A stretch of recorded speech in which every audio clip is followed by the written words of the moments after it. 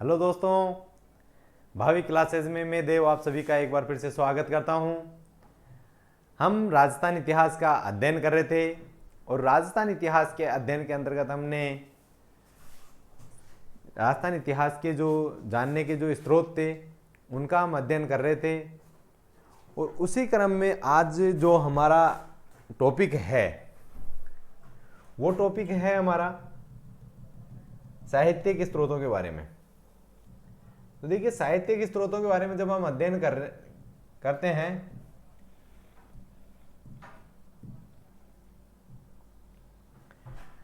तो साहित्यिक स्रोतों में हमने कुछ साहित्यिक स्रोतों के बारे में हम पिछली क्लासों में हम अध्ययन कर चुके हैं। आज हम जिन साहित्यिक स्रोतों के बारे में हम अध्ययन करेंगे वो है आधुनिक काल के जो इतिहासकार हैं, उन इतिहासकारों के हम बारे में अध्ययन करेंगे जिन्होंने पुराने इतिहास को एक क्रमबद्ध तरीके से नए रूप में लिखा है। उन इतिहासकारों के बारे में हमें बात करेंगे आज। तो देखिए, पहली चीज तो ये कि हमारे जो आज का जो पहला जो लेखक हैं, पहले जो लेखक हैं उनका नाम है colonel James Tod. Colonel James Tod के जो उन्होंने इतिहास का जो लेखन का कार्य किया है उसकी वजह से उनको राजस्थान इतिहास के पिता या इतिहास के जनक कहा जाता है। और उनको जनक क्यों कहा जाता है, इसकी अगर बात करें हम तो उनको जनक इसलिए कहा जाता है क्योंकि उन्होंने राजस्थान इतिहास को लिखा ही नहीं है बल्कि उसको पूरे यूरोप एवं पूरे विश्व में एक स्थान प्राप्त करवाया है। तो आज के जो अपने जो पहले लेखक हैं उनका नाम है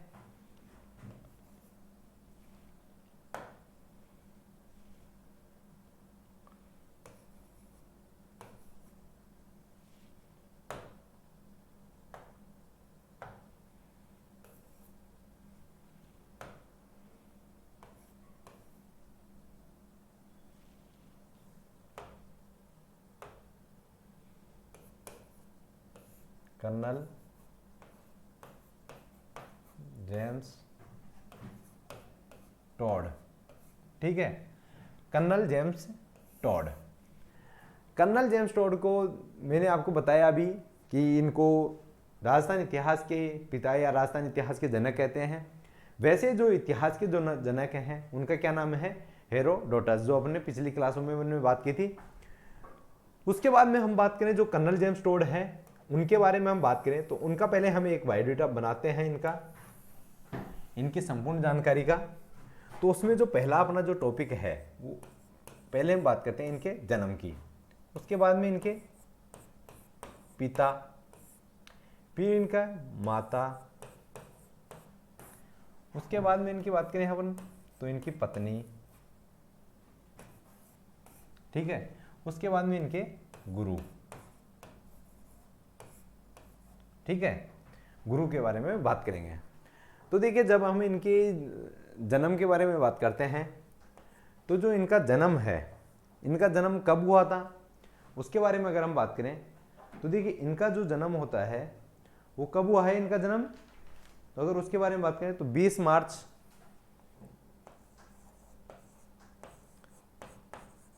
मार्च को 1782 ईस्वी में।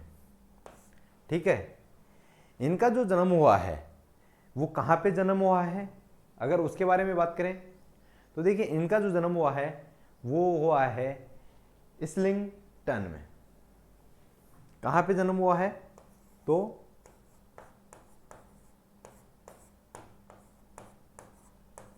इस्लिंगटन। इस्लिंगटन कहाँ पे है, स्कॉटलैंड में। ठीक है, स्कॉटलैंड में इनका जन्म हुआ है। उसके बाद में हम इनके पिताजी के बारे में बात करें तो इनके जो पिता हैं उनका नाम है जेम्स टॉड। कुछ इतिहासकार इनको सिर्फ जेम्स बताते हैं। ठीक है, ये इनके पिता के बारे में बात हो गया। अब अगर हम इनके माता के बारे में बात करें तो इनकी देखिए माता का जो नाम है, इनकी माता का क्या नाम है तो माता का नाम है मेरी हेटली। क्या नाम है, मेरी हेटली। ठीक है, इनकी माता का क्या नाम है? मैरी हेटली। अगर इनकी पत्नी का नाम बात करें अपन, तो पत्नी का नाम है कल्ट बर्क। ठीक है, इनकी पत्नी का क्या नाम है? कल्ट बर्क। देखिए, जो इनकी शादी हुई है, शादी कब होती है? तो शादी के अगर बारे में बात करें तो 1826 ईस्वी में इनकी शादी हुई थी कल्ट बर्क के साथ में। और इनके दो पुत्र व एक पुत्री, दो पुत्र और एक पुत्री थी भाई कर्नल जेम्स टोड के। ठीक है, अगर हम इनके गुरु के बारे में बात करें तो देखिए, गुरु हैं वो जैन हैं, जैन यति ज्ञान चंद्र। ठीक है, जैन यति ज्ञान चंद्र इनके गुरु थे। ये कहां के थे? तो ये मांडलगढ़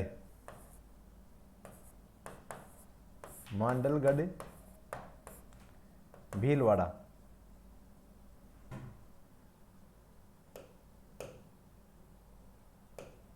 कहाँ के हैं? तो मांडलगढ़ भीलवाड़ा। मांडलगढ़ भीलवाड़ा के हैं। और भीलवाड़ा कहाँ पड़ता है? ये आप सभी जानते हैं, राजस्थान में। राजस्थान कहाँ है? तो भारत में। ठीक है, राजस्थान कहाँ है भाई? तो भारत में। अब देखिए, इनके जो गुरु को लेके जो क्वेश्चन बनता है, इनके गुरु का सबसे इंपॉर्टेंट क्वेश्चन तो ये बनता है कि जो इनके गुरु हैं वो कहाँ के हैं। तो इनके गुरु कहाँ से हैं? भारत से हैं भाई। ये कौन है? अंग्रेज। ठीक है, ये अंग्रेज हैं, ये इनके गुरु भारतीय हैं। ठीक है, सबसे पहली जानकारी तो ये है। तो एक बार फिर से मैं इनके बारे में बता देता हूँ, क्या थोड़ा इनके बारे में हम थोड़ी सी और बात चर्चा करते हैं। उसके बाद में हम बात करें कि जो ये प्रथम बार भारत आए थे उसके बारे में अगर हम बात करें तो प्रथम बार भारत में कब आए थे? देखिए, ये तो प्रथम बार भारत में आए थे 1798 ईस्वी में। प्रथम बार भारत आए। ठीक है, प्रथम बार भारत आए। उसी समय पे ये राजस्थान भी आए थे। तो ये उस समय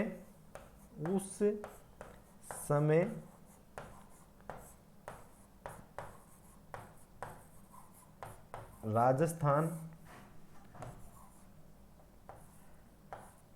के भीलवाड़ा में आए।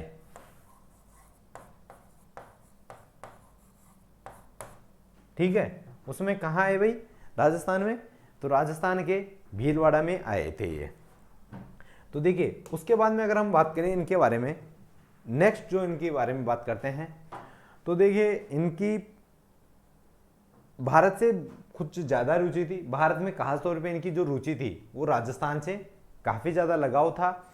और राजस्थान में लगाव होने की वजह से इनको राजस्थान आना इनको बहुत पसंद था, इनकी इच्छा भी थी। उसके बाद में हम देखिए, अब भी बात करते हैं इनकी तारीखों से।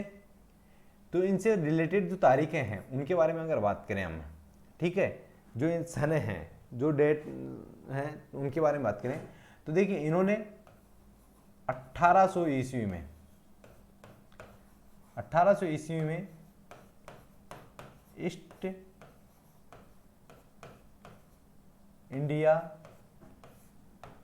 इंडिया कंपनी को सेवा देना प्रारंभ किया। ठीक है, देखिए, 1800 ईस्वी में इन्होंने ईस्ट इंडिया कंपनी को सेवा देना प्रारंभ किया था।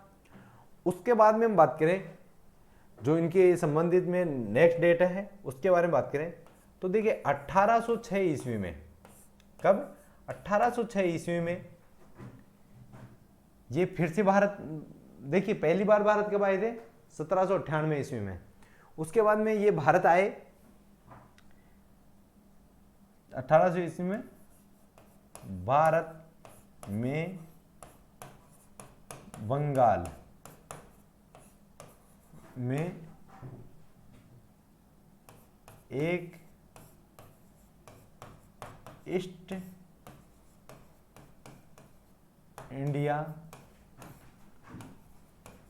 कंपनी के सैनिक अधिकारी के रूप में आए। सैनिक अधिकारी के रूप में आए। ठीक है, देखिए 1806 ईस्वी में ये कहाँ पे आए? ईस्ट इंडिया कंपनी के सैनिक अधिकारी के रूप में भारत में बंगाल में आए भैया। वहां से इन्होंने 1806 ईस्वी में ही जून माह में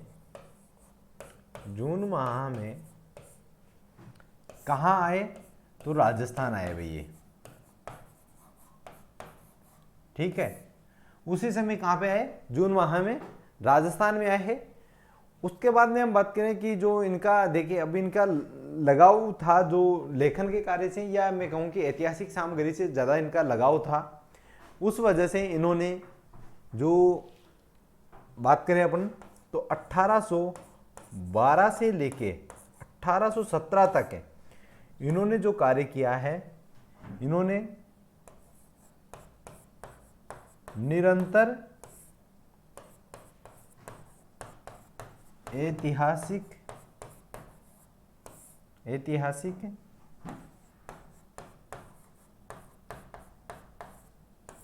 सामग्री को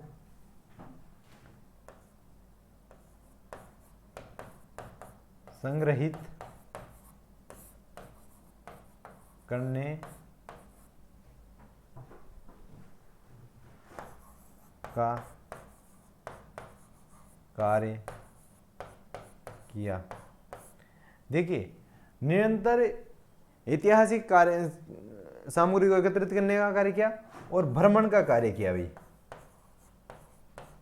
भ्रमण किया। ठीक है, देखिए 1800 में यहाँ आए थे, उसके बाद में जून माह में राजस्थान में भी आए। उसके अलावा देखिए 1812 से लेके और 17 तक 5 साल तक ये निरंतर घूमते रहे, फिरते रहे, और जो ऐतिहासिक सामग्रियां थी, जो ऐतिहासिक तथ्य थे, ऐतिहासिक साक्ष्य थे, उन सबको एकत्रित करने में इन्होंने कार्य करना शुरू कर दिया भाई। तो ये सारी जानकारी हमको किसके बारे में प्राप्त होती है? तो कर्नल जेम्स टोड के बारे में। उसके बाद में अगर हम बात करें इनकी जो नेक्स्ट डेट के बारे में, तो उसके बाद में देखिए ये 8 मार्च, कब? 8 मार्च 1818 ईस्वी में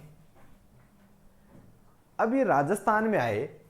और राजस्थान में किस रूप में आए थे? तो ये पॉलिटिकल एजेंट के रूप में आए। और पॉलिटिकल एजेंट के रूप में कहाँ पे आए? तो ये आए मेवाड़ और हाड़ौती के ईस्ट इंडिया कंपनी के जो पॉलिटिकल एजेंट थे, वो बन के ये राजस्थान आए। तो 8 मार्च 1818 में ये मेवाड़ व हाड़ौती क्षेत्र के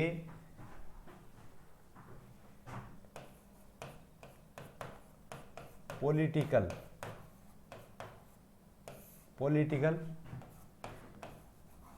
एजेंट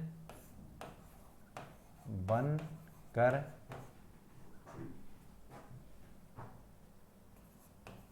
उदयपुर आए। कहाँ आए? उदयपुर। अब इनकी कर्मभूमि कहाँ पे हो गई? उदयपुर में हो गई भाई। क्या बन के आए थे? तो पॉलिटिकल एजेंट बन के आए थे भैया। कहाँ के पॉलिटिकल एजेंट थे? तो मेवाड़ और हाड़ौती क्षेत्र के पॉलिटिकल एजेंट थे ये। उसके बाद में हम इनके जो नेक्स्ट डेट के बारे में बात करें, तो जो इनकी अगली जो डेट है उसके बारे में बात करें, तो देखिए 3 नवंबर 1819 ईस्वी में, या मैं कहूँ 1819 ईस्वी में ये इनको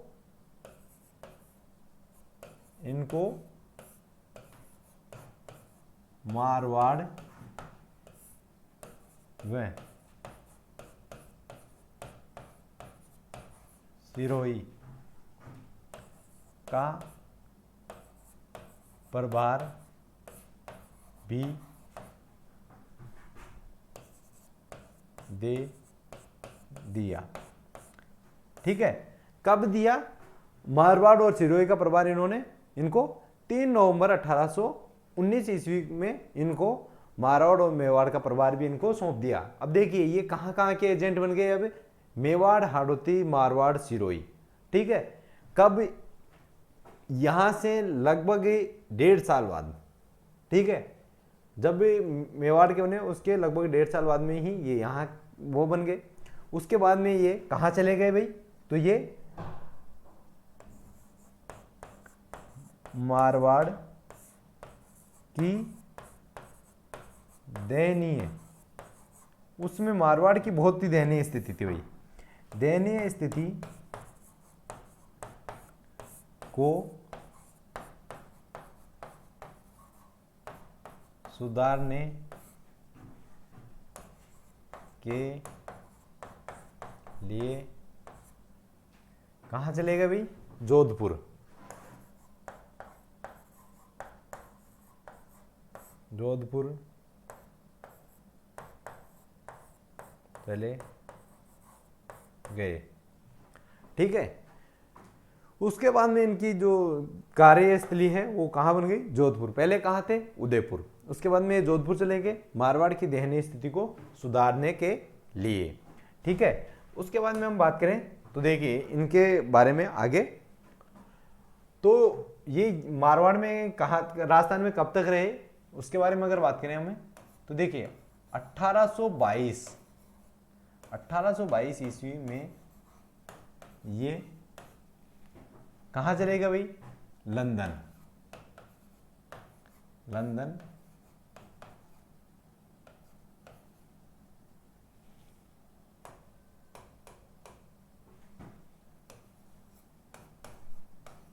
चले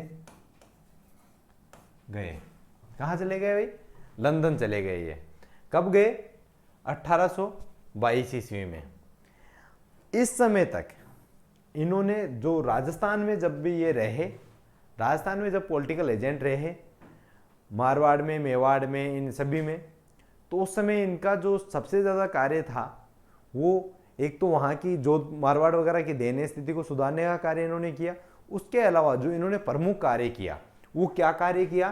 तो भी इन्होंने जो कार्य किया वो किया ऐतिहासिक सामग्रियों को एकत्रित करने का।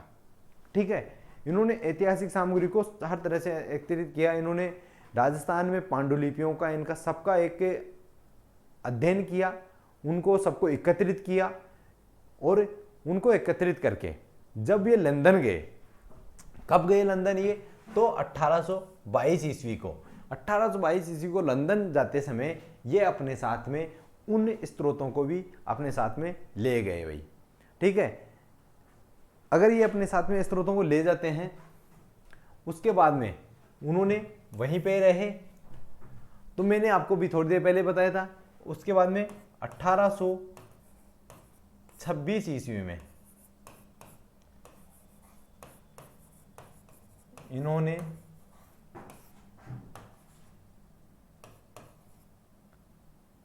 कल्ट वर्क से विवाह कर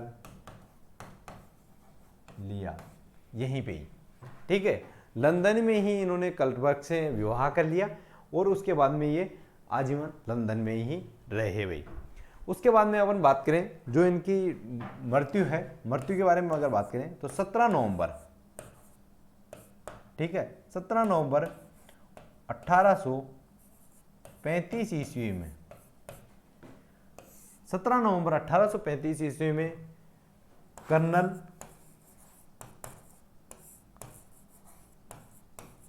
जेम्स टॉड की मृत्यु हो गई। ठीक है, इनकी मृत्यु कब हो गई?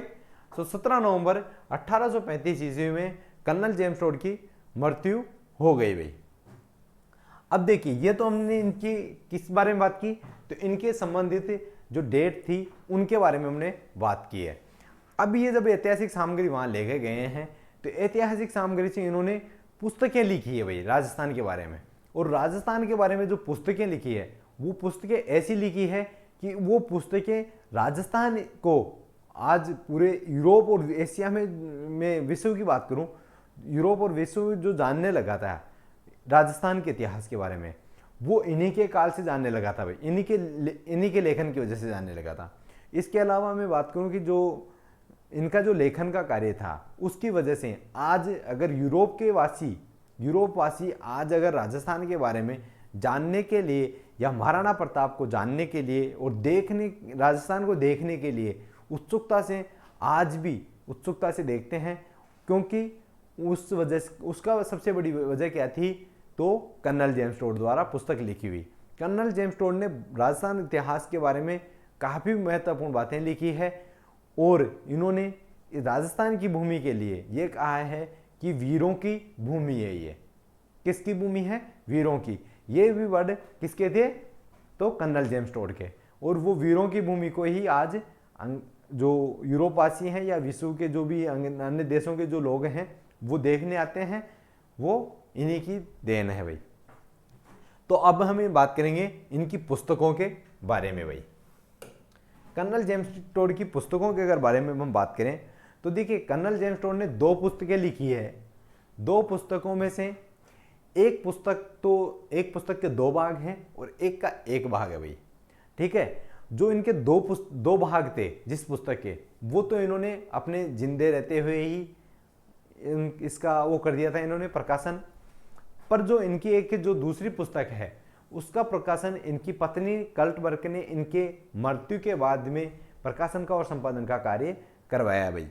ठीक है, तो अगर हम अब इनकी पुस्तकों के बारे में बात करें तो देखिए, पहली चीज तो ये कि इनकी जो पुस्तकें हैं, पुस्तकों में इन्होंने राजस्थान इतिहास को जानकारी तो दिलाई है, पर राजस्थान इतिहास के बारे में इन्होंने कुछ चीजें की कमी भी है। इनके जब इतिहास पुस्तकों के बारे में बात करें तो इनकी हम कमियों के भी बारे में बात करेंगे। ठीक है, तो पहले तो हम इनकी पुस्तकों के बारे में बात करते हैं भाई। तो इनकी पहली देखें पुस्तक है, जो पहली इनकी पुस्तक है वो कौन सी है? तो वो पुस्तक है एनॉल्स, या मैं बात करूं the annals, 2 annals and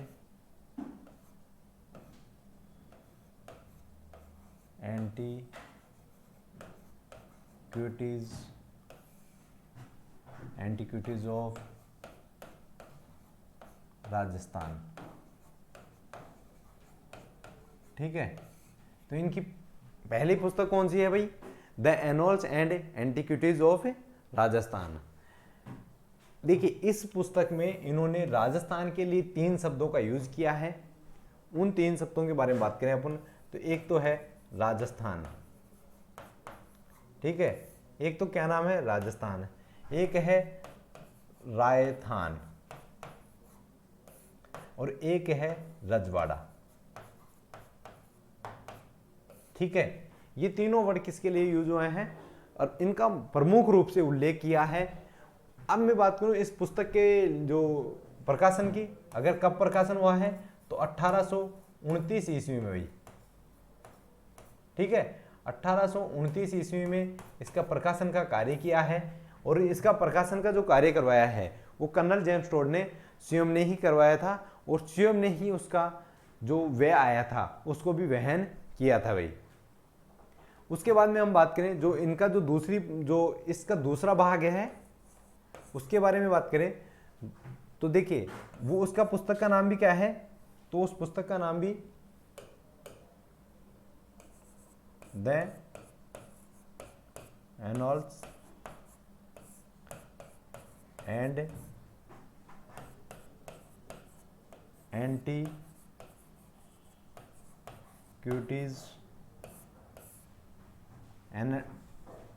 antiquities of Rajasthan. ठीक है, इनकी देखिए जो पुस्तक है जिसका दूसरा भाग है उसका नाम भी सेम ही है। ये तो हो गया इसका प्रथम भाग भाई। ठीक है, प्रथम भाग। ये द्वितीय भाग। और द्वितीय भाग कब आया है इनका? तो द्वितीय भाग की अगर डेट के बारे में बात करें तो 1832 ईस्वी में ये द्वितीय भाग इनका आया है भाई। ठीक है, 1832 ईस्वी में इनका इस पुस्तक का दूसरा भाग आया है। जो इन दोनों पुस्तकों को जिसने प्रकाशन का कार्य किया है, या मैं बात करूं, सॉरी, प्रकाशन तो इन्होंने खुद ने जेम्स टोड नहीं करवाया था, तो इनका जो संपादन का कार्य करवाया है, संपादन का कार्य किसने किया है? तो संपादन के कार्य के लिए अगर हम बात करें तो संपादन का कार्य करवाया है विलियम क्रुक। कौन है? तो संपादन कर्ता कौन है? तो संपादन करता है विलियम क्रुक। ठीक है, William Crooke colonel James Tod के मित्र ही थे, इन्होंने इनका संपादन का कार्य किया है। अब अगर हम बात करें कि देखिए इन पुस्तकों से जो हमको जानकारी प्राप्त होती है, इन दोनों भागों से, वो किसके बारे में जानकारी प्राप्त होती है? एक तो मैंने आपको बताया कि राजस्थान के लिए इन्होंने 3 वर्ड यूज किए हैं, राजस्थान, रजवाड़ा या रायथान। इनका तीनों वर्डों का खास तौर पे उल्लेख किया हुआ है। ठीक है, उसके बाद में हम बात करते हैं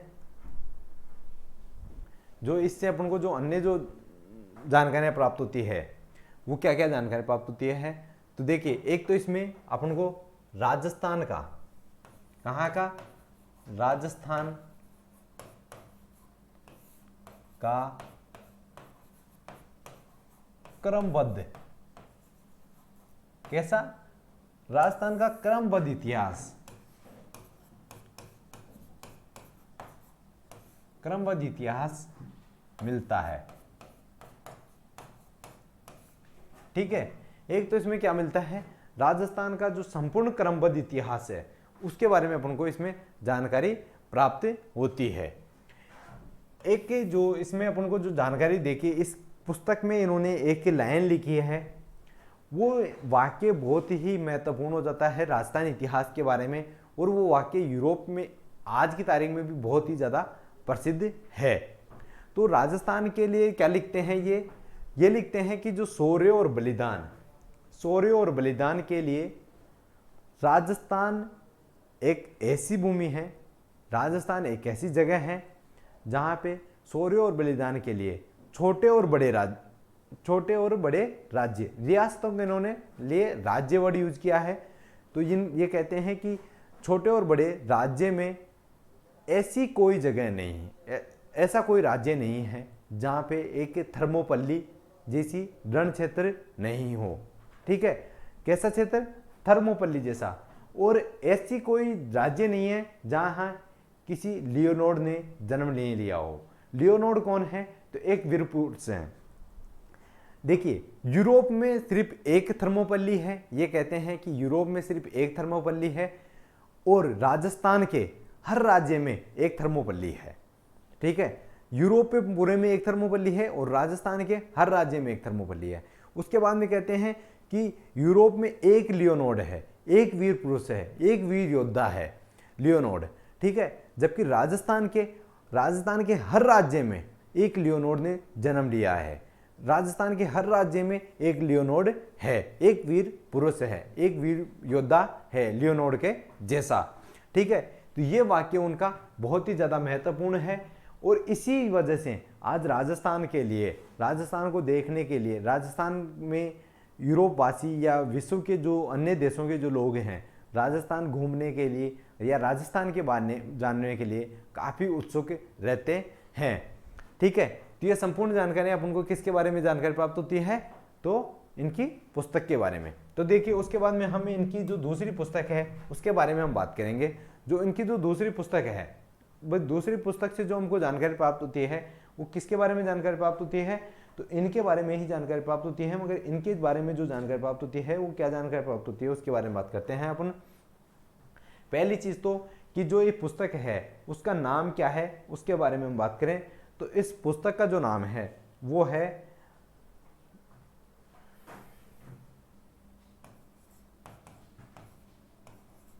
travels in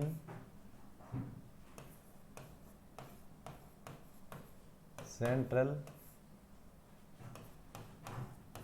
and western Rajput state of Rajasthan. ठीक है, देखिए इनकी जो दूसरी पुस्तक है उसका क्या नाम है, travel in central and western Rajput state of Rajasthan. इसका अगर मीनिंग की बात करें अपन हिंदी में, तो देखिए मतलब इनकी यात्राएं, तो ये कहते हैं कि जो राजस्थान के मध्य और पश्चिमी जो राज्य हैं, जो राजपूत राज्य हैं, उनकी यात्रा का वृत्तांत इन्होंने इसमें लिखा है। इसी पुस्तक का जो दूसरा नाम है उसकी अगर हम बात करें तो इसका दूसरा जो नाम है वो क्या है, तो वो है ट्रेवल्स इन वेस्टर्न इंडिया।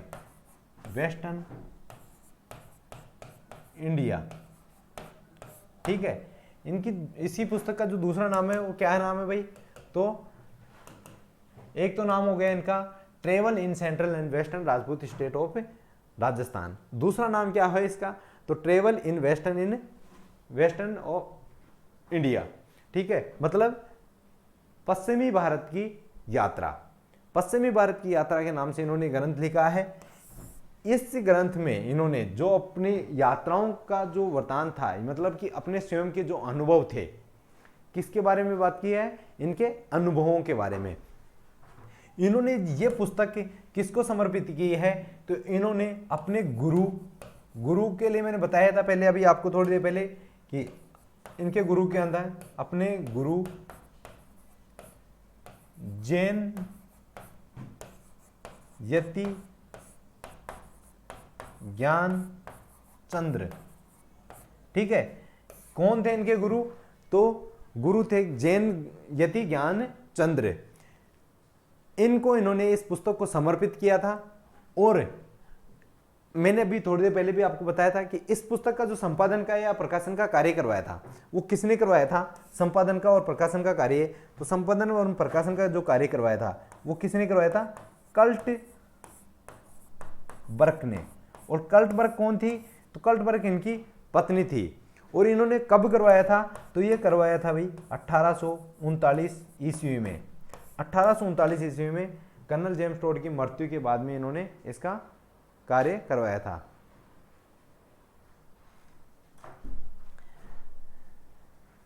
अब देखिए जो इससे अपन को जो जानकारी प्राप्त होती है उसके बारे में बात करें, तो जो इसमें हमको जो महत्वपूर्ण जो जानकारी प्राप्त होती है, इन्होंने इसमें दिया है अपने स्वयं के अनुभव। एक तो किसके बारे में बात की है, तो स्वयं के द्वारा जो अनुभव किया गया था उनके बारे में। एक की किसके बारे में बात की है, तो सामंतवादी व्यवस्था, सामंतवादी व्यवस्था। देखिए एक इन्होंने बात की है सामंतवादी व्यवस्था के बारे में। उसके अलावा क्या बात की है इन्होंने, तो एक तो देखिए अपने स्वयं के अनुभव, एक सामंतवादी व्यवस्था, एक राजस्थान में अंधविश्वास। ठीक है, तो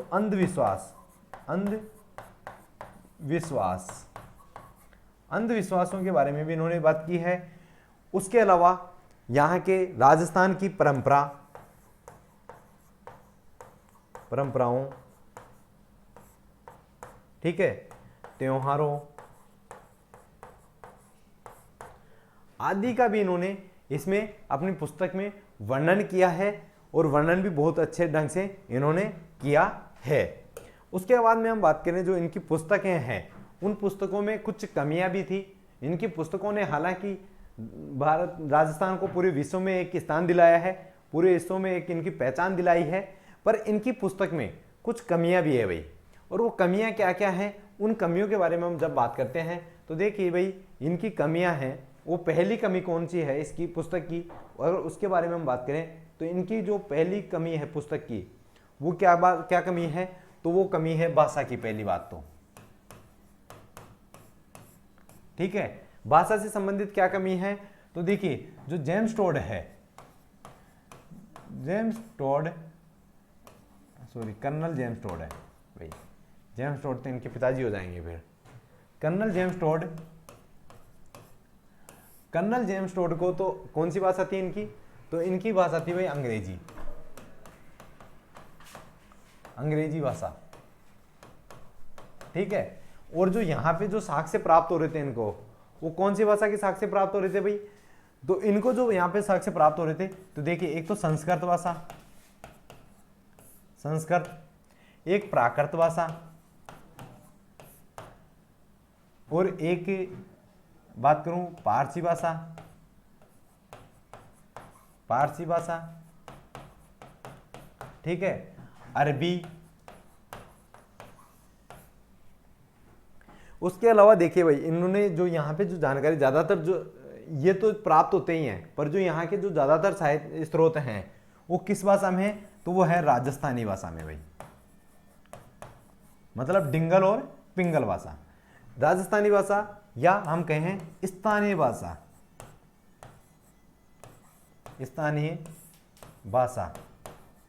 ठीक है।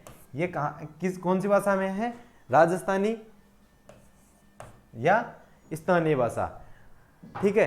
तो अब भी कर्नल जेम्स टोड तो स्वयं तो कौन सी भाषा जानते थे, सिर्फ अंग्रेजी भाषा, और जो इनके जो लेख हैं वो भी अंग्रेजी भाषा में है, पर जिन स्रोतों से इन्होंने जो जानकारी प्राप्त की है, वो स्रोतों की भाषा कौन सी है, तो संस्कृत भाषा है, प्राकृत भाषा है, ये प्राचीन स्रोतों के बारे में बात करें। उसके बाद में मध्यकालीन स्रोतों के बारे में बात करें तो पारसी और अरबी भाषा है। तो अगर पारसी और अरबी भाषा है, उसके बाद में राजस्थान है, तो राजस्थान ऑब्वियसली बात है, राजस्थान में है तो राजस्थानी भाषा या स्थानीय भाषा, जैसे कि हाड़ौती, ढूंढाड़ी, मारवाड़ी, मेवाड़ी, इन भाषाओं का भी यूज किया है इन्होंने। अब ये तो ऑब्वियसली बात है कि इनको एक किसी न किसी जो भाषाविद है, जो भाषा विशेषज्ञ हैं, उनकी जरूरत पड़ेगी। उसके साथ में वो उस टॉपिक को समझने वाला भी होना चाहिए, ताकि वो उनको उसका अनुवाद करे तो उसको समझा भी सके, ठीक है। अनुवादक का मतलब, जब इनको अनुवादक चाहिए, तो अनुवादक अगर मान लो इसको अगर कुछ गलती करता है, जाने अनजाने कोई भी गलती अनुवादक ने कर दी, तो अनुवादक ने अगर गलती कर दी है, तो कर्नल जेम्स टोड तो भाई उस पुस्तक में ऐसे कैसे लिखेंगे, ठीक है, उस गलती को भी ऐसे कैसे लिखेंगे। तो इस वजह से इनकी पुस्तक में यहां पे गलती होने की तो पूरी संभावना है भाई, ठीक है। ये सबसे बड़ी कमी तो इनकी भाषा को लेके थी। उसके बाद में इनकी जो दूसरी कमी थी जो इसकी पुस्तक में, अगर उसकी मैं बात करूं तो दूसरी कमी है भाई इसमें सांप्रदायिकता। किसकी? सांप्रदायिकता, ठीक है। सांप्रदायिकता की अगर बात करें तो देखिए सांप्रदायिकता कैसे है, तो सांप्रदायिकता का मैं बताता हूं आपको। जैसे कि सांप्रदायिकता जैसे मध्यकाल है, मध्यकाल के लिए ये लिखते हैं कि जो अकबर है, अकबर ने तो राजपूत राजाओं को गम दिया ही था, ठीक है। अकबर ने राजपूत राजाओं को गम दिया, वो गम थोड़ा बहुत अगर उभरने लगा तो वो उभरने वाले गम को, जो गम थे उनको या चोट थी उनको औरंगजेब ने वापस से उबार दिया, ठीक है। तो उससे ओबियसली बात है यहाँ राजपूत राजाओं की भावनाओं को आहत होगी, और उन आहत की वजह से हो सकता है कि यहाँ पे सांप्रदायिकता फैल जाए, ठीक है। तो इसके बाद में एक इनकी कमी है ये सांप्रदायिकता की, ठीक है, ये की है, इसमें इन्होंने ये वर्णन किया है। उसके बाद में हम बात करें जो तीसरी कमी है कि ये कहते हैं कि जो राजस्थान में जो राजा हैं, राजपूत राजा जर जोरू और जमीन। ठीक है, आज भी हम कहते हैं अगर कोई लड़ाई होती है, किसी के मान लो दो जनों के बीच में लड़ाई हो रही है, तो अपन क्या बोलते हैं, इसका मैटर क्या रहा होगा, तो मैटर तीन ही चीजें रही है आज भी, जर जोरू और जमीन। ठीक है, तो ये कहते हैं कि जो राजस्थान के जो राजा हैं, राजपूत जो राजा हैं, वो इन तीनों के लिए निरंतर युद्धरत रहे हैं, आपस में युद्धरत रहे हैं, दूसरों से युद्धरत रहे हैं, मत युद्ध करने का कार्य किया है। तो उससे जो आम जनता है, आम जनता को विकास का मौका नहीं दिया है। उसके अलावा ये कहते हैं कि जैसे कि बात करें अपन कि जो सामंतवादी व्यवस्था है, ठीक है, राजस्थान की जो सामंतवादी व्यवस्था है, सामंतवादी व्यवस्था इनकी दोषपूर्ण है भाई।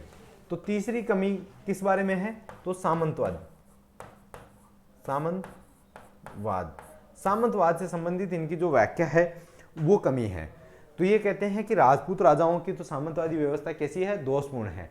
और दोषपूर्ण होने बताने के साथ साथ में ही ये जो यूरोप है, यूरोप की जो सामंतवादी व्यवस्था है उससे इसकी तुलना भी कर देते हैं भाई। सामंतवादी व्यवस्था की तुलना किससे करते हैं, तो तुलना करते हैं यूरोप की सामंतवादी व्यवस्था से। उसके बाद में हम चौथी इनकी कमी के बारे में बात करें, तो चौथी जो कमी है भाई वो है तिथि से लेके, तिथियों की कमी। ठीक है, तिथियों की क्या कमी है, तो तिथियों की अगर कमी के बारे में बात करें तो देखिए तिथियों की कमी यह है कि जैसे कि मान लो इन्होंने पहली चीज तो ये कि जो घटनाएं हैं, जो प्रमुख घटनाएं हैं, कथित जो घटनाएं हैं, उन घटनाओं का इन्होंने वर्णन एक तो कम किया है, और उन घटनाओं का वर्णन तो कम किया है ही, उसके अलावा जो इन्होंने वर्णन किया है वो जो तिथियां दी है उन्होंने, वो तिथियां भी क्या है, ज्यादातर गलत है भाई। तो ये सारी जानकारियां अपन को इन सारी कमियां किसकी है, तो इनकी पुस्तक की कमी है भाई। इन देखिए हालांकि इन कमियों के बावजूद भी ये इतिहास, राजस्थान इतिहास के पिता कहा जाते हैं, राजस्थान इतिहास के जनक कहे जाते हैं भाई कर्नल जेम्स टोड। ठीक है, और उसके बाद में अगर हम बात करें जैसे कि कर्नल जेम्स टोड के बारे में, तो कर्नल जेम्स टोड ने देखिए राजस्थान इतिहास का जब लेखन का कार्य किया है, तो राजस्थान के इतिहास के लेखन के कार्य में इन्होंने ज़्यादातर जो राज परिवार थे उनसे संबंध या उनसे ही ज़्यादा संबंध रखा है भाई। ये भी एक इनकी कमी थी। इन सभी कमियों के बावजूद भी राजस्थान इतिहास में इनका एक महत्वपूर्ण स्थान है। और राजस्थान इतिहास को आज अगर विश्व में पहचान दिलाई है तो वो किसने दिलाई है भाई, कर्नल जेम्स टोड ने। ठीक है, तो हमारा कर्नल जेम्स टोड का टॉपिक यहाँ कंप्लीट हुआ। उसके बाद में हम बात करते हैं अगले लेखक के बारे में। तो अगले जो लेखक हैं अपने, तो अगले लेखक कौन है भाई, तो अगले जो लेखक हैं उनका नाम है कविराजा श्यामल दास ददिवाड़िया।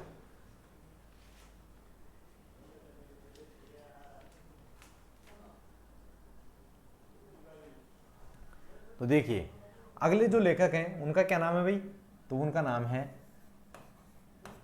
कवि राजा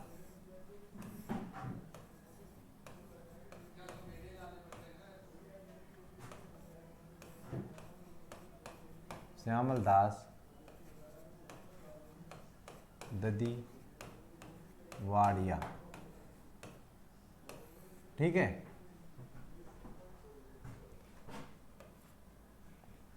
ठीक है, तो नेक्स्ट जो लेखक हैं वो कौन है भाई, तो कवि राजा श्यामल दास ददिवाड़िया। अगर हम कवि राजा श्यामल दास ददिवाड़िया के बारे में बात करें, तो कवि राजा श्यामल दास ददिवाड़िया के बारे में देखिए पहली चीज तो ये कि जो इनका जन्म हुआ है, पहले तो इनका हम जन्म का पता करते हैं। तो इनका जन्म कब हुआ है, तो 5 जुलाई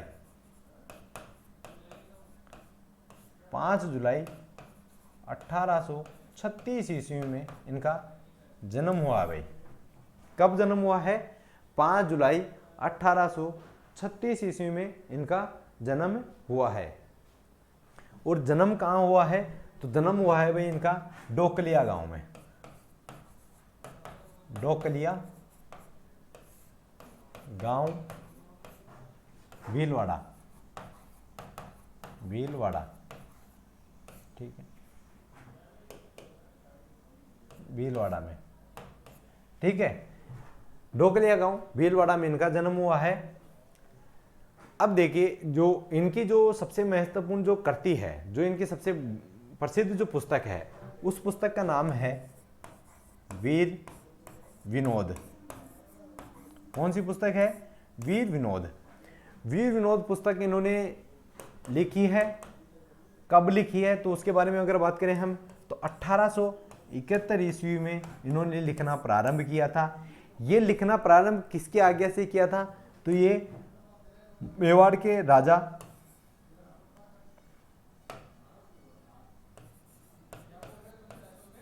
शंभू सिंह, ठीक है, किसके आज्ञा से, किसके आदेश से इन्होंने लेखन का कार्य किया है? तो शंभू सिंह मेवाड़ के शासक हैं, ठीक है, मेवाड़ के राजा हैं, मेवाड़ के महाराणा हैं शंभू सिंह। शंभू सिंह ने आदेश दिया था और इन्होंने ये कार्य संपन्न किया था भाई। देखिए जो इनको कवि राजा है, जो कवि राजा की जो उपाधि दी है, ये कवि राजा की उपाधि किसने दी है इनको? तो कवि राजा की उपाधि दी है इन्होंने इनको, कवि राजा की उपाधि किसने दी है भाई? तो सज्जन सिंह, ठीक है। सज्जन सिंह कौन है? तो शंभू सिंह के बाद में जो शासक बने हैं मेवाड़ के, उनका नाम है महाराणा सज्जन सिंह, और सज्जन सिंह ने ही इनको उपाधि दी है। कवि राजा श्यामल दास हैं, ठीक है, कवि राजा श्यामल दास सज्जन सिंह के क्या थे भाई? तो सज्जन सिंह के दरबारी कवि थे भाई। ये कैसे कवि थे? दरबारी कवि। और इन पे सज्जन सिंह की विशेष कृपा भी थी। इनको कवि राजा की उपाधि दी। इसके अलावा इस पुस्तक के लिए सज्जन सिंह ने इनको 1 लाख रुपए का अनुदान दिया भाई, अनुदान भी दिया। देखो उपाधि तो दी थी, उपाधि के अलावा 1 लाख रुपए का अनुदान भी दिया। किसके लिए? पुस्तक के लिए। श्यामल दास ददिवाड़िया जी को किसने दिया? सज्जन सिंह ने। अब देखिए उसके बाद में हम बात करें तो इन्होंने देखिए 3 पुस्तकों की रचना की भाई।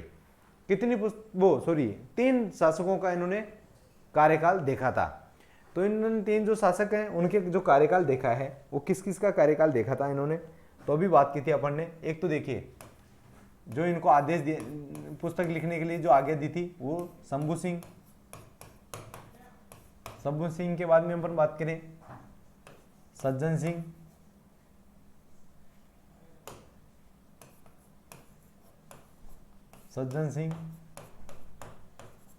ठीक है। सज्जन सिंह के बारे में बाद में बात करें तो फतेह सिंह। इन तीनों का शासनकाल इन्होंने देखा था। इन तीनों के शासनकाल देखने के क्रम में इन्होंने जो कार्य किए थे वो कार्यों की अगर बात करें अपन, जैसे कि इस पुस्तक को लेखन का जो कार्य किया है, जो लेखन का कार्य किया है वो किसके समय में किया था? शंभू सिंह में 1871 में।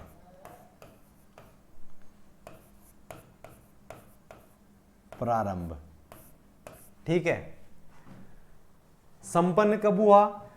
तो 1892 ईस्वी में लेखन का कार्य किसके काल में हुआ?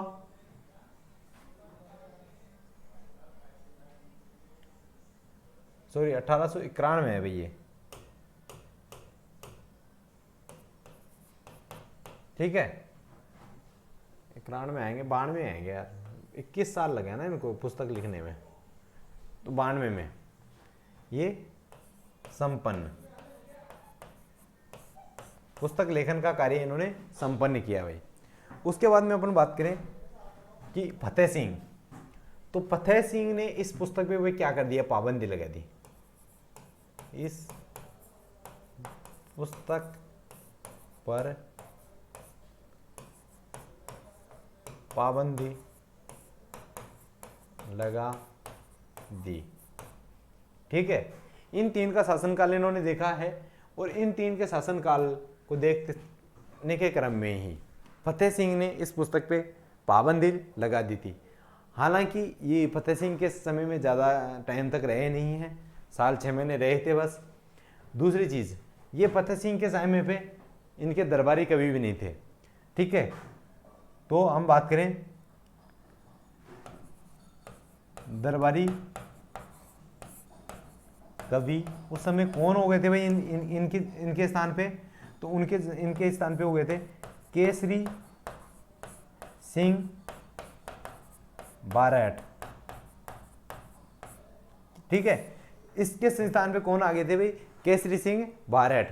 केसरी सिंह इनके दरबारी कवि हो गए थे और फतेह सिंह ने इस पुस्तक पे पाबंदी भी लगा दी थी भाई, ठीक है। इस पुस्तक में जो समय लगा है वो कितना समय लगा है, तो वो लगा है भाई समय 21 वर्ष का, ठीक है। इस पुस्तक में जो खर्च हुआ है, अपन किस वीर विनोद पुस्तक के बारे में बात करें भाई, वीर विनोद, ठीक है। वीर विनोद कितने समय लगा है वीर विनोद पुस्तक को लिखने में, 21 वर्ष का समय लगा है भाई।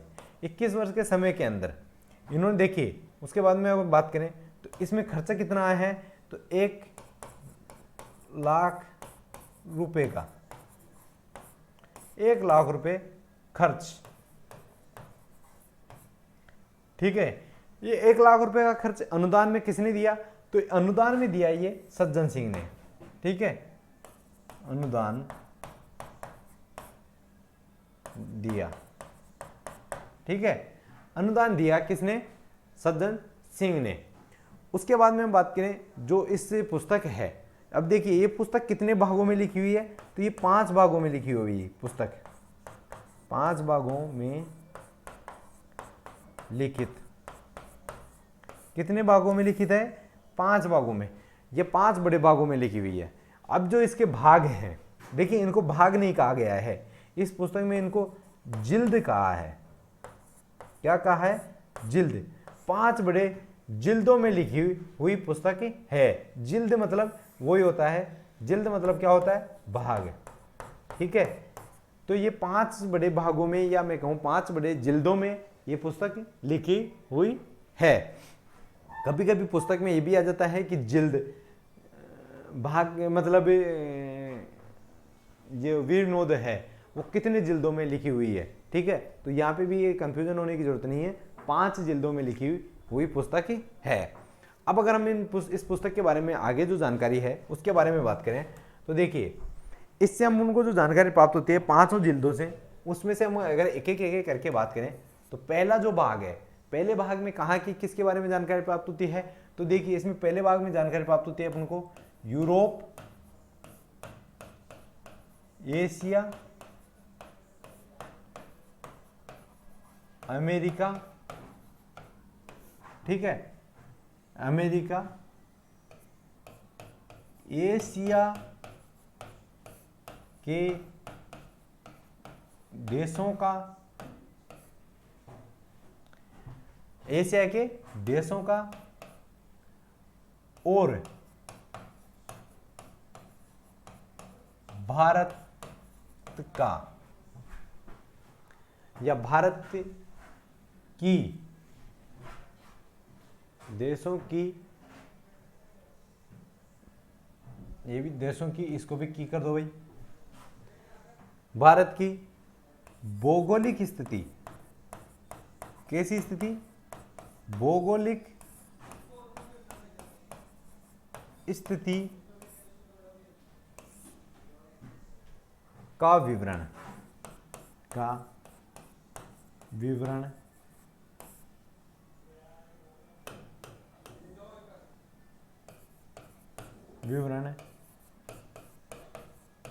मिलता है, ठीक है। तो देखिए पहले जो इसका पहला जो भाग है कवि राजा श्यामल दास दत्तिवाड़िया की, वो उस पुस्तक से अपन को किसके बारे में जानकारी प्राप्त होती है, तो देखिए भाई यूरोप, एशिया, अमेरिका, एशिया के देश और खास तौर पे भारत, इन सभी की जो भौगोलिक स्थिति है, ठीक है, उन भौगोलिक स्थितियों के बारे में इसमें वर्णन मिलता है। मेवाड़ का इतिहास तो इसमें मिलता ही मिलता है इनकी पुस्तकों में, मेवाड़ के इतिहास के लिए तो इन्होंने 4 भाग इन्होंने मेवाड़ के इतिहास के लिए ही लिख दिए हैं भाई, चारों भाग ही। उन चारों भागों में इन्होंने मेवाड़ के इतिहास के बारे में सब कुछ जानकारी इन्होंने लिखी है। तो मेवाड़ के जब ये सारी जानकारी तो इसमें मिलती है। उसके बाद में हम बात करें कि जो दूसरा भाग है इस पुस्तक का, तो देखिए भाई दूसरे भाग से हमको किसके बारे में जानकारी प्राप्त होती है, तो दूसरे भाग से अपन को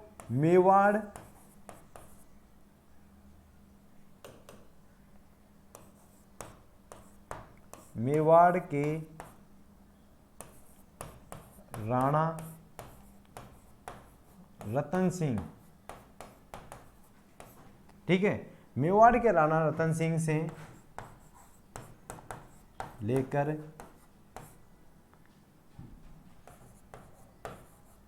अमर सिंह प्रथम तक का मेवाड़ का इतिहास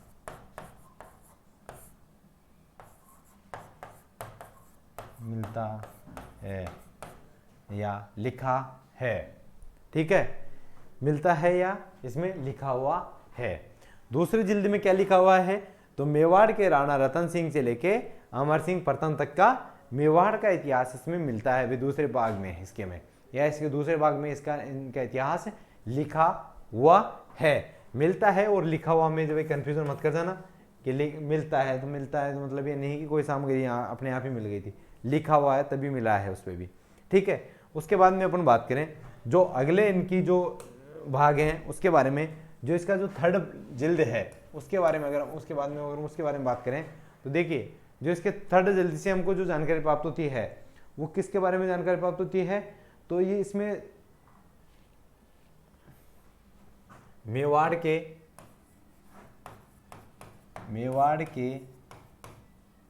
राणा या महाराणा, मैं कहूं महाराणा करण सिंह, कौन, अब देखिए महाराणा करण सिंह से लेकर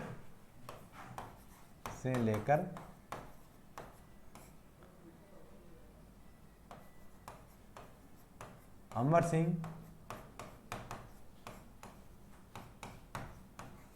द्वितीय, देखिए अमर सिंह द्वितीय तक का मेवाड़ इतिहास लिखा है, ठीक है।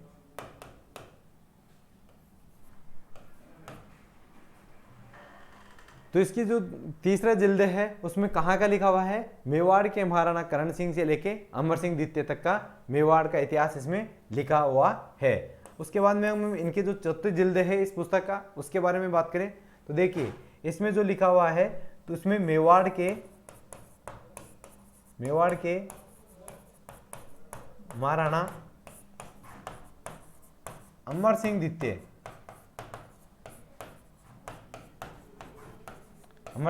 से लेकर जगत सिंह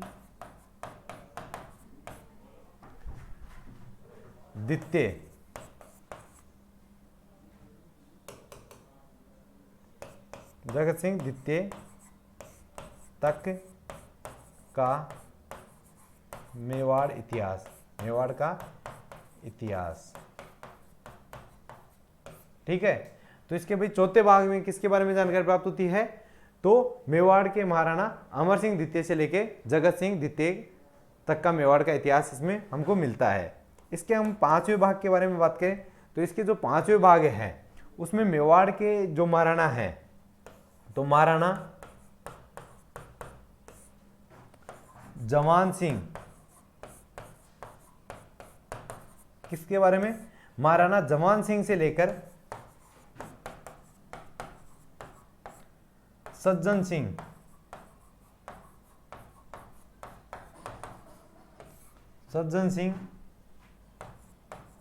तक का मेवाड़ इतिहास, मेवाड़ का इतिहास।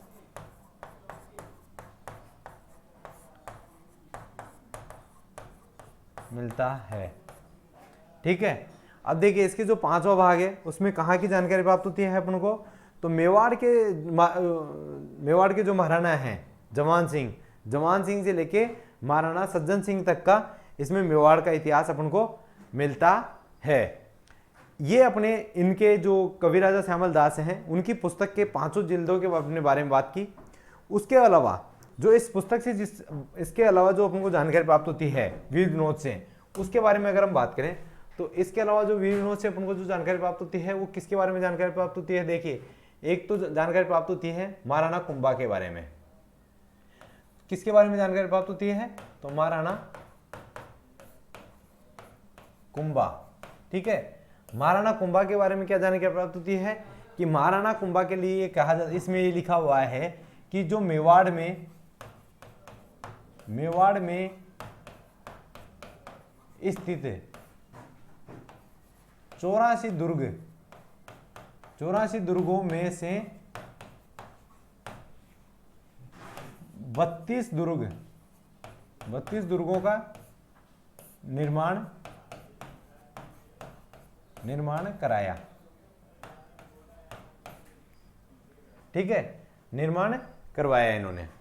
तो महाराणा कुंभा के लिए क्या जानकारी प्राप्त होती है इस पुस्तक से अपन को कि मेवाड़ में स्थित 84 दुर्गों में से 32 दुर्गों का निर्माण किसने करवाया भाई, महाराणा कुंभा को। इसके अलावा महाराणा कुंभा के लिए ये भी कहा जाता है कि जो राजस्थान स्थापत्य है, ठीक है, राजस्थान स्थापत्य कला के जनक कौन है भाई, तो महाराणा कुंभा। ठीक है, इस पुस्तक में कवि राजा श्यामल दास ने जो कुंभा है महाराणा कुंभा को क्या कहा है, राजस्थान स्थापत्य का कला का जनक कहा है भाई। इसके अलावा देखिए इसमें एक सबसे महत्वपूर्ण और कितनी बार एग्जाम में भी क्वेश्चन पूछा हुआ है, तो इसमें एक क्वेश्चन पूछा है, एक बात जो पता चलती है वो क्या है, मारवाड़ का जहांगीर। मारवाड़ का जहांगीर इसमें किसको कहा है, या मैं कहूं कि जो जहांगीर का नमूना जहांगीर का नमूना किसको कहा है। ठीक है, मारवाड़ का जहांगीर या जहांगीर का नमूना किसे कहा है, ये एग्जाम में कितनी बार आता है, तो इसमें देखिए मारवाड़ के एक शासक हैं विजय सिंह। ठीक है, विजय सिंह के बारे में कहा है कि विजय सिंह को देखिए मारवाड़ का जहांगीर कहा जाता है या जहांगीर का नमूना कहा जाता है। इसके अलावा देखिए एक और जानकारी है कि जो इसमें कहा जाता है कि मारवाड़ की नूरजहां, ठीक है, मारवाड़ की नूरजहां, या मैं कहूं कि जैसे नूरजहां का नमूना, किसका, नूरजहां का नमूना। तो नूरजहां का नमूना किसको कहते हैं भाई, तो नूरजहां का नमूना कहते हैं गुलाब राय को। और गुलाब राय कौन है भाई, तो गुलाब राय विजय सिंह की ही दासी थी भाई। ठीक है, विजय सिंह की दासी गुलाब राय है, और गुलाब राय को क्या कहा जाता है, तो मारवाड़ की नूरजहां या नूरजहां का नमूना। देखिए विजय सिंह को कहा जाता है मारवाड़ का जहांगीर या जहांगीर का नमूना। ठीक है, और गुलाब राय को कहा जाता है मारवाड़ के नूरजहां या नूरजहां का नमूना। ठीक है, ये क्वेश्चन में एग्जाम में आया हुआ भी है आपके, और अभी भी इसके पूछने के कितनी बार संभावनाएं रहती है भाई। ठीक है, तो ये काफी इंपॉर्टेंट है अपना, ये दोनों चीजें काफी इंपॉर्टेंट है भाई। ठीक है, अब देखिए यहाँ पे अपने कवि राजा श्यामल दास की पुस्तक वीर विनोद के बारे में अपना अध्ययन यहाँ पे कंप्लीट होता है। उसके बाद में हम जो लेखक हैं, अगले जो लेखक हैं उनके बारे में हम बात करें, तो जो अगले जो लेखक हैं उनका क्या नाम है भाई, उसके बारे में बात करें तो जो उनका जो नाम है, उनका क्या नाम है भाई? तो देखिए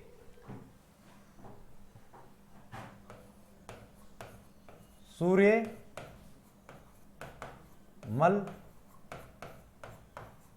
मिश्रण। कौन है दूसरे जो लेखक हैं? वो तीसरे अपने लेखक आज के, वो कौन है? सूर्यमल मिश्रण भाई। देखिए अब सूर्यमल मिश्रण के बारे में हम बात करें तो सूर्यमल मिश्रण का जो अपन बात करते हैं, तो देखिए पहली चीज तो इनके बारे में हम बात करें कि सूर्यमल मिश्रण है, उनका जो जन्म हुआ है, जन्म के बारे में बात करें तो इनका जन्म कब हुआ है भाई? तो इनका जन्म हुआ है 1815 में। जन्म 1815 ईस्वी में, 1815 ईस्वी में इनका जन्म हुआ है। जो इनके पिता का नाम है, पिता का क्या नाम है भाई? पिता चंडीदान। ठीक है, इनके पिता का क्या नाम है? चंडीदान। माता का क्या नाम है? माता बवाई बाई। क्या नाम है? बवाई बाई। इनका जन्म कहाँ हुआ है? तो इनके जन्म के बारे में बात करें तो इनका जन्म हुआ है भाई बूंदी में। ठीक है, इनका जन्म कहाँ हुआ है? बूंदी में। देखिए इन्होंने एक इनकी सबसे महत्वपूर्ण कृति है, उस कृति का क्या नाम है? तो उसका नाम है वंश भास्कर। इनकी प्रसिद्ध कृति, ठीक है, उसका क्या नाम है? वंश भास्कर। ठीक है, वंश भास्कर का लेखन करे किसने किया है? तो सूर्यमल मिश्रण ने। देखिए इन्होंने इसका कार्य कंप्लीट नहीं किया था, तो इसको पूरा किसने किया है? तो इनके जो दत्तक पुत्र है, इनका दत्तक पुत्र कौन है?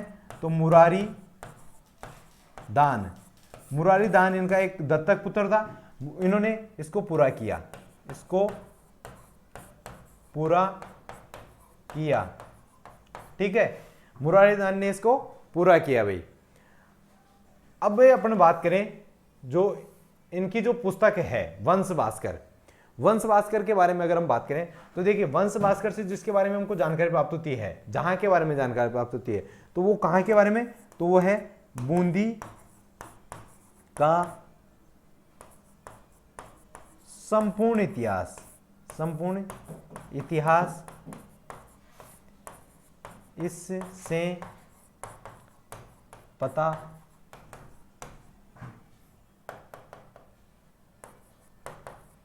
चलता है।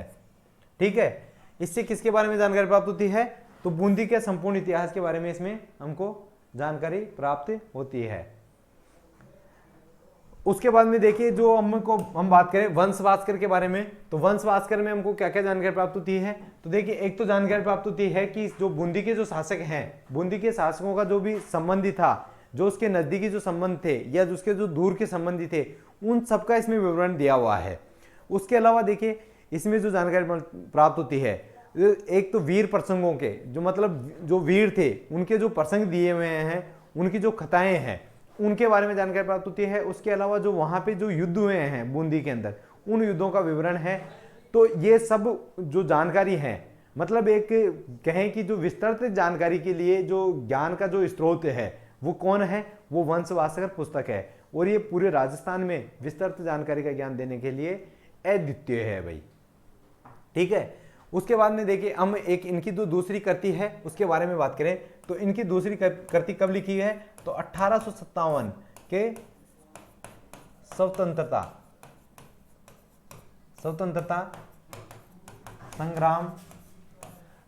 संग्राम के समय में इन्होंने अपनी दूसरी कृति लिखी थी, और उस दूसरी कृति का क्या नाम है भाई? वीर सतसई। क्या नाम है? वीर सतसई। वीर सतसई नामक इन्होंने एक कृति लिखी है, एक पुस्तक इन्होंने लिखी है। और जो वीर सतसई पुस्तक जो लिखी है, उस वीर सतसई पुस्तक से अपन को किसके बारे में जानकारी प्राप्त होती है? तो देखिए पहली चीज तो इन्होंने इस पुस्तक से राष्ट्र को अंग्रेज या अंग्रेजी सत्ता के विरुद्ध प्रेरित किया है भाई, ठीक है, प्रेरित किया है। मतलब कि जो वीर सत्सई पुस्तक है वो वीर सत्सई पुस्तक कौन सी भावना से प्रेरित है? तो राष्ट्रीय भावना से प्रेरित है भाई ये पुस्तक, राष्ट्रीय भावना से प्रेरित, ठीक है, ठीक है। राष्ट्र भावना से प्रेरित कौन सी पुस्तक है इनकी? वीर सत्सई। इन्होंने देशवासियों को किसके खिलाफ?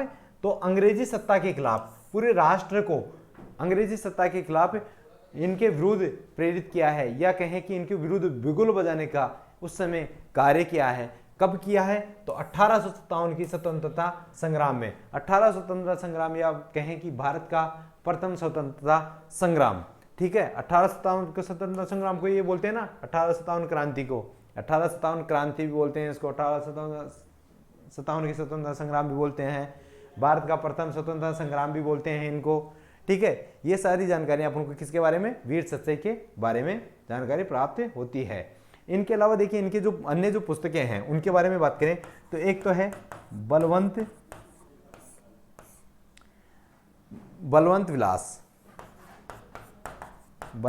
विलास, ठीक है। एक इनकी जो अन्य जो जानकारी, इनके एक अन्य जो पुस्तक है उसका क्या नाम है? छंदोमयुग। तो इनकी दूसरी पुस्तक क्या नाम है? छंदोमयुग। एक पुस्तक कौन सी है? छंदोमयुग। एक है सती रासो, ठीक है। एक कौन सी पुस्तक है?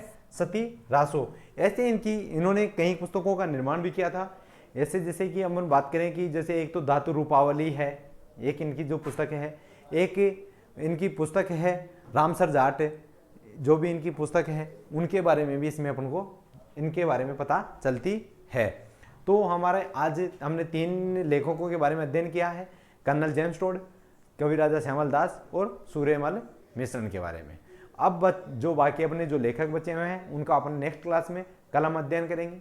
आज के लिए अपना इतना ही, और अभी तक अगर आपने हमारे चैनल को सब्सक्राइब नहीं किया है तो चैनल को सब्सक्राइब करें, वीडियोज़ को लाइक करें और अपने दोस्तों के साथ में शेयर जरूर करें। धन्यवाद।